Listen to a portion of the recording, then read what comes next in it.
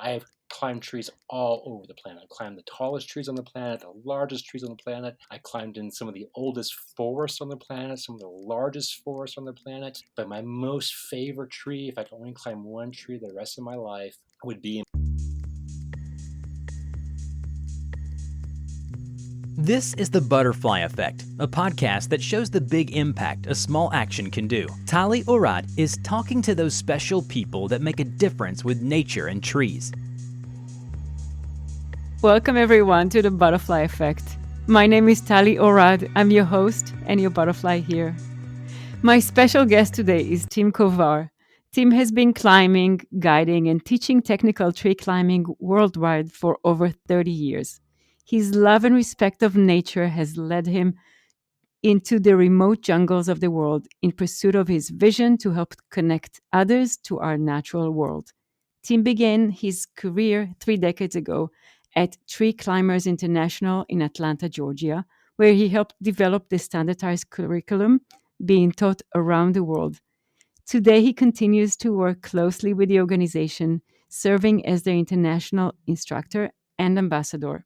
Tim is a true believer in sharing his knowledge. He consults with eco tour operators and budding entrepreneurs wishing to plant their own schools. Welcome, Tim, to the Butterfly Effect. Hey, Tally, thank you for having me. Excited to be here. When I think about climbing trees, I go back to my childhood when I used to climb trees. I'm assuming this is not the type of climbing you're talking about, and would love for you to explain a little bit more of what it means to be a professional tree climber. As most children growing up, especially pre 1980, we pretty much all climbed trees as a child. We climbed them the way you're talking about, just hand over hand, foot over foot, branch to branch. And there was a sense of freedom with that. Well, when I got older, I still loved climbing trees, but you start realizing that body parts are expensive and this, you get hurt, you got to go to the doctor and it takes time off from work and so forth and so on. So I met a gentleman named Peter Jenkins, who's the founder of Tree Climbers International. And Peter had a tree climbing business, an arborist business, where he went around and took care of people's trees. And he is the one that kind of roped me into this activity and taught me how to climb trees using a rope and saddle, which makes the climbing much, much safer and also gives you a lot more freedom in the tree versus just climbing hand over hand, foot over foot. So you mentioned the rope and saddle. Is this the only equipment you use for climbing trees? Well, there are several different ways of climbing a tree. We're using the rope and saddle because it's proven to be one of the safest methods, not only for the climber to be up in the tree with, but also for the tree too. We don't want to be wearing the spikes on our boots Mm-hmm. and climbing the tree with that because that can damage the tree and actually end up even killing the tree. So the rope and saddle, there's several different ways to climb the rope. And there seems to be new techniques and new gear being invented and discovered, every couple years. But some of the true folks that want to just kind of stay organic with it, number one, they'll climb free climbing, but that can limit you how high you can get. Mm-hmm. With a rope and saddle, just tying a few knots, putting on a specially designed saddle for tree climbing can get you into most of the trees around our planet. Wow. So besides for fun, what are other reasons you'll be climbing trees? I started climbing trees as a working arborist. So I was a tree doctor and taking care of the trees down in Atlanta, Georgia. Mm-hmm. After doing that for, gosh, almost 6 months or so, I started working with Tree Climbers International, which is the world's first recreational tree climbing school. And at that moment, I was just facilitating and teaching people how to climb trees for fun. After doing that for about 6 months, I was invited out to a place in Michigan called Arbor Quest. And they were getting physically challenged kids out of wheelchairs up into the treetops. They were creating this tree climbing therapy. Wow. Then, when I went out there to help and assist with the guiding and the teaching, I realized there's this whole other demographic of folks out there that need to know what life is like in the top of the trees. And that started budding within myself to take these techniques and share them with the world. So now I work with canopy researchers. I travel around the planet working with top-notch researchers in remote areas of forests and jungles. I also work with ecotourism groups down in the Amazon and in Central America, where Hmm. they're taking this tree climbing technique and turning it into a slow travel movement. It's not the zip lines where you're zipping through the forest. It's really getting people to connect back to nature in that one spot. I also work with a lot of photographers and cinematographers, think BBC and Discovery Channel, when they're Hmm. putting the cameras through the forest, to the top of the trees, the canopy. Someone's got to get up there and rig up those cables to fly those cameras through there. And then I do work with authors as well, and then also arborists. So there's a wide demographic of folks out there that want to learn how to climb trees for different reasons. But one of my favorites that really makes my heart sing is when I'm working with Joe Public, just the average guy and, his family, and getting them up into the treetops, because they're the ones that used to climb trees a lot, most likely as a child, and they forgot that that world exists. And by introducing them up into the canopy, they get this reconnection back to nature, back to their inner child, and Hmm. they usually come down a little bit fuller and richer with themselves, and they have a tendency to look at trees and nature a little bit deeper than they did prior to the climb. And how long does it take them to learn how to do that? Well, we go anywhere from just a 5-minute lesson and a facilitation, Hmm. showing them how the knots work and how the system works. And then they're on their way. They're on their way to the top of the tree. Now, if they want to learn how to climb on their own, we have classes that range between 3 days and 5 days. We teach people how to climb the trees on their own, how to get the ropes in the trees, how to tie all the knots, how to do tree inspection, how to do gear Hmm. inspection, gear maintenance, how to tell if a tree is, healthy or sick. So we dive deep into those intensive courses. And during those courses, we actually even do treetop camping, where we get to sleep in the top of the trees one night. This is so cool. So, what are the do's and don'ts that you teach them when they climb the trees? Well, for the do's and the don'ts, there's not a whole lot of don'ts. We do have some safety protocol put into place through myself, my school, Tree Climbing Planet, and Tree Climbers International, and all of our affiliates that we've trained over the years, over the past, TCI has been over 40 years. We have put up over 1 million people worldwide on these techniques, and no accidents. A few rope burns and blisters and some bad haircuts because the hair gets stuck in the knot, and then we have to go up there and give them a free haircut, but it looks like a free haircut. Wonderful. But we do take safety number one concern, not just for the climber, but for the tree we're climbing as well. We don't want to be Hmm. damaging the tree we're climbing. So one of the don'ts is when you're climbing up there, don't be ripping off the branches and the bark and the leaves and all that there. Be mindful that you're entering into another domain. You're entering into someone else's home. The do's on this, what I try to get people to do at the very beginning, is to set the tone and set the philosophy of this climb, especially working with the general public, is to think of tree climbing more as a place to be versus a thing to do. Now, you don't want to get too focused on just getting to the top. If you get tunnel vision and you're focused on, oh, I just want to get to the top of the tree, the top of the tree, top of the tree, you're going to miss a lot of the magic that's happening on the way up. Enjoy the journey. Enjoy the journey, exactly, because that's where the lessons are going to be coming in. That's where the connection is going to be happening too. What's the tallest tree you climbed? I've been fortunate enough to work with some canopy researchers and have gotten into a few of the trees that are over 350 feet tall. The Wow. tallest tree on the planet is about 370 feet tall. And so I've been in a couple of the 350s. Wow, And that's that's just a sounds completely scary. different magical world up there. I'm sure. How does the world feel all the way from up there? Well, you have a different perspective. You get this perspective of almost looking back into time. One tree that stands out on my mind, it's a giant sequoia tree. Mm-hmm. It's called the Stag Tree, and it's the fifth largest tree on the planet. Not the tallest, but the largest. It's Mm-hmm. about 2,500 years old, and it's growing on private property. And this is how we got access to go and climb this tree. Mm-hmm. And the very top of the tree was blown out in a storm, I don't know, maybe 1,000 years ago. And there's a cave where you can actually sleep inside the trunk of the tree Wow. 250 feet up. So imagine that the trunk of the tree is that wide, where somebody with 6 foot tall can actually lie down and sleep inside the trunk.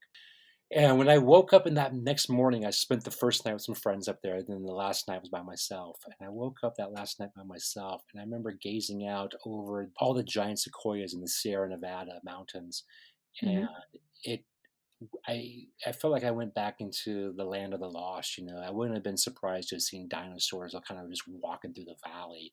It was like Yeah. time really stood still there, and I was getting this glimpse, and it touched me. It was one of those moments in life where this is a true moment, and I gotta share this with the world. Now, at this exact same moment when I was having this little epiphany of how beautiful and how wonderful this experience is, took my fingers and I was sinking them into the duff that I was sitting on where I slept that night. Mm-hmm. And as I was sinking my fingers into that duff, I pulled out a bottle cap. No. There was trash 250 feet up in a 2,000-year-old tree. And it just broke my heart. Now, it could have been from the couple nights before, friends that were up there, and just accidentally it fell out of the backpack. It wasn't, I'm sure it was Yeah. not intentionally put there. Wherever we go as humans, we leave a mark, and this became one of the driving forces for myself and my vision to be helping to re-educate people about the environment and the impact we have on the environment. Yeah. That's the butterfly effect. You mentioned science, going up on the trees for science. What values can scientists get when they climb a tree versus any other way? I don't know, getting a drone or. Yeah, so a lot of the researchers I work with, they're going up and they're doing some water measurements. How much water is being pushed through the tree, how much is coming out of the needles or the leaves, how much evaporation is happening. And they can only gather that information by accessing the top of the trees, getting up there and grabbing literally samples up there and then bringing them back down to the lab, Mhm. or bringing the small little micro labs up into the treetop and doing the work up in the trees as well. And so they're coming up with some pretty exciting findings right now. So I'm told. I'm also working with ornithologists. There was a group in Hawaii that there was the decline of the Maui parrotbill, and they didn't know if the rats were getting the eggs or they were just naturally declining. So Mhm. they needed someone to train them how to climb up into these trees and put camera traps in the trees so they can videotape the nest. And so there's a wide, working with all kinds of different types of researchers going up for different effects, but you have to get into the trees to actually grab the samples. And sometimes just taking the drone up, you can get some good visuals that way. And even with true measurements of trees, people just want to know how tall the tree is. The most accurate way of doing that is to actually climb up to the very tippy top and drop a tape down. And can you get all the way to the top? Is that stable enough? Sometimes no. So we have just a ruler, a tape measure that Right. will just get to as high as we can, like within the last 10 feet or so, and then stick that tape measure up to the very tippy branch there, and then measure that, and then from that point there, drop down a string, and then measure the string out. So how do you know when to stop when you climb? I mean, how high to go, what's stable, what's not?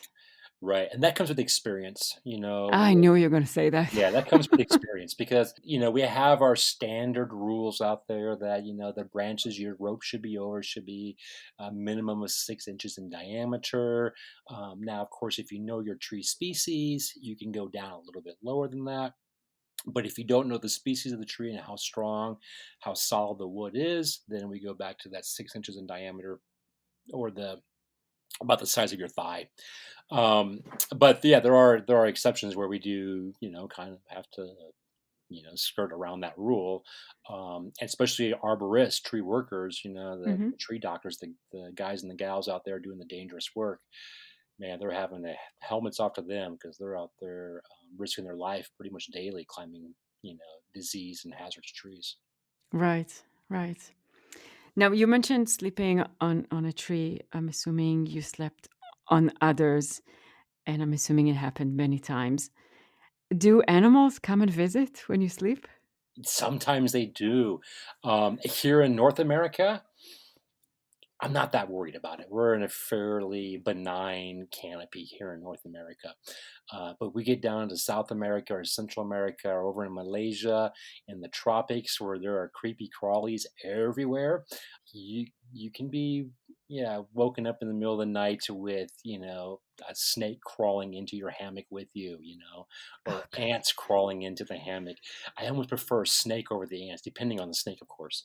But over the ants, because when those ants get in, there's nothing to do but get out, and you have to go back down. But here in North America, I've had some beautiful experiences where I've been sleeping in the trees, specially designed hammocks. They're called tree boats. They are designed for treetop camping. hmm. Kind of a cross between a portaledge for the rock climbers out there and a regular hammock. So it's like a platform with walls on it. Very stable. And you tie it to the tree? Yeah, you tie it, you anchor it off to the tree, and then, of course, you stay tied in the whole night. So you anchor up the hammock, you lower yourself into it, you get all nice and cozy, and you keep your rope and your saddle on the whole night. I usually take my helmet off just to make it more comfortable to sleep. Hmm. But if something was to happen, if you had to get out in the middle of the night, you could actually climb up out of the hammock and get back down to the ground. If lightning storm or if you had to go to the bathroom in the middle of the night, you got to come down for that. So Yeah. nature does call even at the top of a tree. But one night or a few nights down in Georgia, when I would sleep in the trees, I would have the flying squirrels come visit me in the middle of the night. In fact, one night they actually were crawling on my chest as I was lying in the hammock. So you got this deeper connection to nature going on where, on the ground when we're hiking or camping on the ground, wildlife usually for the most part kind of stays away from us. Hmm. Hmm. Where in the tree, it's almost like they're more curious. They don't feel us as a threat up there. And so I've had birds come and land right next to me. I've had monkeys climbing up my rope. I remember looking down in Panama, and I felt this tugging on my rope. I thought I was one of the students just tugging on the rope. And I looked down and there's a howler monkey climbing up the rope towards me. And Tali at first, oh my gosh, it was so cute. Like, oh my gosh, look how cute. And then reality sets in. Oh my gosh, he's coming towards me. Ah! So of course I shook the rope and he jumped off, and I don't know what he probably thought this was like the smoothest, softest vine ever to climb on. I'm not for sure Right. what was going through his head. But sleeping in the trees, it's one of the most magical moments of my life. Waking up and hearing birds singing above you and below you and next to you. You're like in this vortex of bird song. Yeah. And in the jungle, you look out over the edge of the hammock early morning and you're seeing the macaws flying underneath you. You see these rainbows just flying right beneath Hmm. your hammock. Because when you're on the ground looking up at the macaws, the parrots there, you see the silhouette. You don't really see the colors because it's all backlit in the sunlight. Hmm. But when you're on top looking down, getting the bird's eye view on the birds, the way that sun reflects off of those colorful wings, it's something you'll never forget. Were you ever in danger while up there on a tree, either while you're sleeping or climbing? Yeah, I've had a few close calls with my job working with herpetologists, these snake handlers. We were doing some climbs down in Panama, and we were up about, oh my gosh, 55 meters in a beautiful ceiba tree. And the herpetologists, they assured me that this little snake that they were hunting, called the eyelash viper, they assured me that they don't climb this high, that there's not going to be any snakes this high. They go like 10 meters, that's it. And so we're at the top and sitting on the branch, on this beautiful branch overlooking the Caribbean. And oh my gosh, it was just fantastic. And all of a sudden, one of the herpetologists looks at me and says, Tim, do not move. Of Ouch. course, when you hear that, what do you want to do? You want to move. You're like, Yeah, you you mean freak don't out. move, don't move, don't move. And he's like, slowly look over your left shoulder. And as I slowly looked over my left shoulder, sure enough, about, I don't know, a meter away from me was an eyelash viper all coiled up, like ready to strike. Oh no. And I remember looking at him and says, I'm going to move. I'm not staying here. I'm going to move. He's like, yeah, just move really slow. So, I did. And I was not in harm's way at all. In fact, they were telling me later that these vipers can actually be in this coiled striking position for up to like 3 days, waiting for a bird to land or a mouse, a rodent to walk by to be able to strike it then. But for them to come after me, I'm just, unless I actually touched it, or I Right. scared it, then yeah, I was really never in harm's way. So I've had some incidences with that. And then also I worked in India with the King Cobra Research Center, and they were going out and getting the king cobras that would go into villages and climb up into the trees in the villages, and they had to get someone to come in there and take the rescue the cobras and take them back out into the jungle and get them back into their natural habitat away from the villagers. But on that contract, I've learned by then. So in my contract, it was like I am not handling No any snakes. snakes. Yeah. I'll teach you how to climb, but I am not going to actually grab the snakes. So. Yeah. So were they able to get those snakes when you climbed after? Yeah, so when I was in India, they were not, there were no snakes. We didn't get any calls when I was there. Okay. So we taught them how to climb and all that. But I didn't, I saw some king cobras in the wild with them, but not up, actually up in the trees. And then the snake wranglers down in Central America, yeah, they were up there capturing the snakes too. Yeah, that was a successful day for them. Yes. Yes. Or what? We're like, oh, you're gonna be, in the paper. We're the highest recorded eyelash vipers. I'm like, I don't really I care. prefer not to. I prefer not to be, exactly. Yes. That's not a world record I want to set right there, personally. Yeah. And after climbing in an area, do you ever come back to it or no? I do. I do. I have my little, as people like fishermen have their little secret fishing holes. Mhm. I've got my little tree climbing trees out there too. And a lot of these trees I develop kind of a relationship with, especially the ones that I've been back to several times. It's just, if I'm feeling happy, there's this tree here I go to. If I feel a little bit sad, Right. a little bit down, I know this tree over here is going to cheer me up on this day. So I really look at trees as friends, and so I do find myself going out and visiting friends, just as Thoreau that went out and visited a friend in the winter time, like a 2-day hike to go visit a tree friend. So Yeah. I identify with that.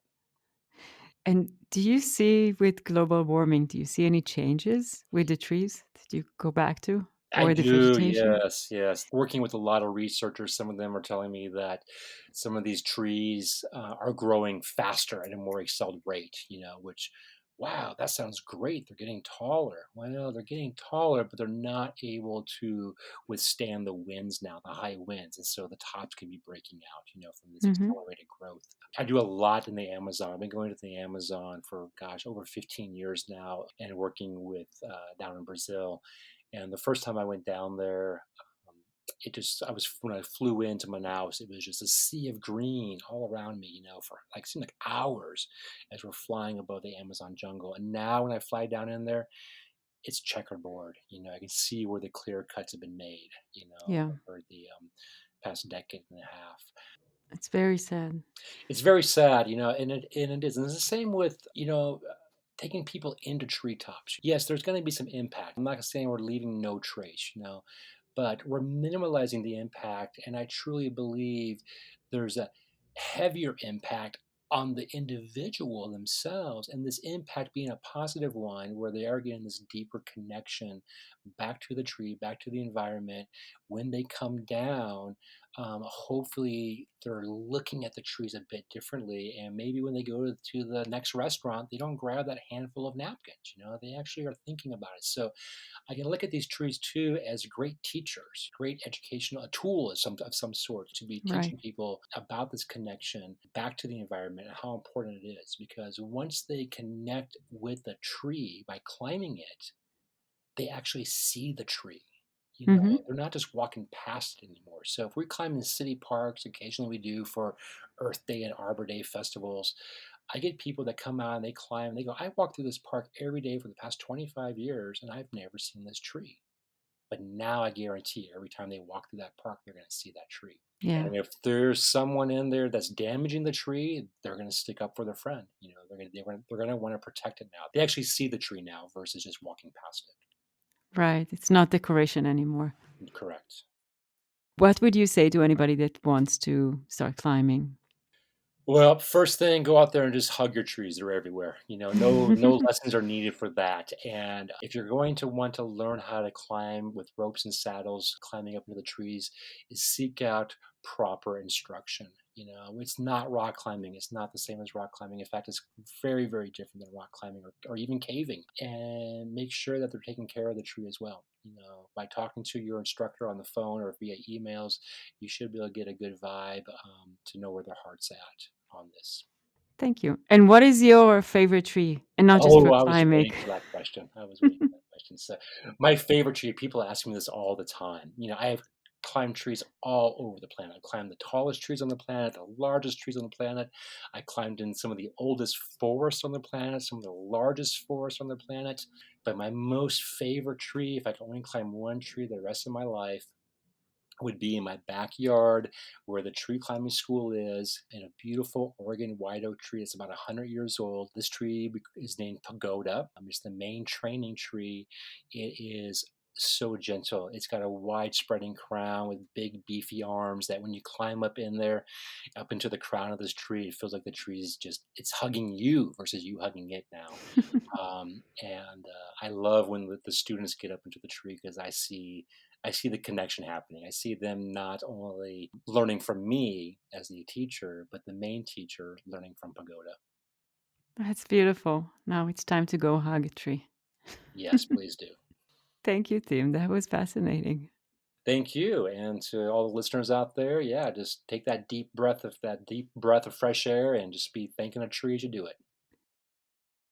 And thank you, everyone, for joining me today. We are all beautiful butterflies, each in his and her individual ways. I wanted to thank you for joining me today in this episode. I really appreciate you coming on this journey with me, and I hope you can join me next time. And remember, it only takes a small action to make a big difference. Be a butterfly. And that's all for this episode. Thank you for joining us today. Please subscribe to hear more of our stories of change.